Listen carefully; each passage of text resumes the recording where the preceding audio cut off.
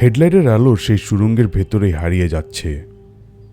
হঠাৎ করেই বিনা কারণে অ্যাম্বুলেন্সের হেডলাইট দুটো ডপ করে নিভে গেল।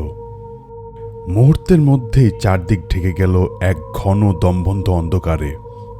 সেই কয়েকটা সেকেন্ড আমার কাছে অনন্তকাল বলে মনে হলো। আমি ভয়ে চিৎকার করে উঠতে গিয়েও পারলাম না। গলা দিয়ে কোনো আওয়াজই বেরোলো না। জালাল ভাই সজোরে ব্রেক কষলেন। গাড়িটা একটা ঝাঁকুনি দিয়ে থেমে গেল। জালাল ভাইয়ের ভারী নিঃশ্বাসের শব্দ আমি শুনতে পাচ্ছিলাম। তিনি বিড়বিড় করে গাড়ির পুরনো ওয়্যারিংকে গালি দিচ্ছিলেন, কিন্তু আমি বুঝলাম এটা শুধু নিজেকে সাহস দেওয়ার চেষ্টা। তার আঙ্গুলগুলো স্টিয়ারিং হুইলে এমনভাবে চেপে বসেছিল যে গার্ডগুলো সাদা হয়ে গেছে।